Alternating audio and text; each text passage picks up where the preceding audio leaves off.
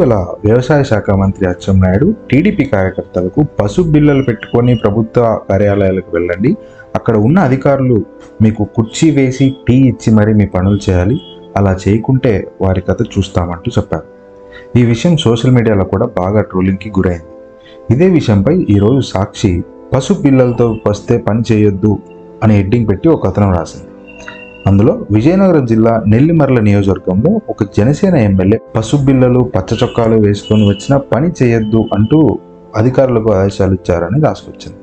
అంతేకాకుండా ఆ ఎమ్మెల్యే చెప్పిన పనులు ఆ ఎమ్మెల్యే చెప్పిన వాళ్ళకి వేయాలి, జనసేన నేతలకు తెలియకుండా ఏ పనులు చేయొద్దని, ఏ పని అయినా వారికి తెలియజేయాలని, ప్రభుత్వ కార్యక్రమాలకు వారినే పిలవాలని ఆదేశించారంటూ రాసుకొచ్చింది.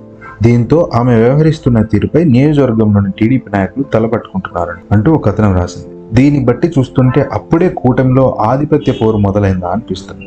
ఇటీవల జనసేన అధినేత ఉప ముఖ్యమంత్రి పవన్ కళ్యాణ్ తన పార్టీ శ్రేణుల సమావేశంలో మన ఓటింగ్ 7% నుంచి 20% వరకు పెరిగింది, జనసేన ఓటింగ్ పడటం వల్లే కూటమికి ఇంత మెజారిటీ వచ్చింది అంటూ వ్యాఖ్యానించారు. ఆయన చెప్పిన లెక్కలను బట్టి చూస్తే కూటమికి వచ్చిన ఓటింగ్ 55%, అందులో 20% జనసేన ఓటింగ్ అయితే టీడీపీకి బీజేపీకి కలిపి వచ్చిన ఓటింగ్ 35%, వైసీపీకి వచ్చిన 39% ఓటింగ్ కన్నా తక్కువ. దీన్ని బట్టి చూస్తే కూటమి జనసేన వల్లే గెలిచింది అన్న సందేహం కలిగిస్తున్నారా అనిపిస్తుంది.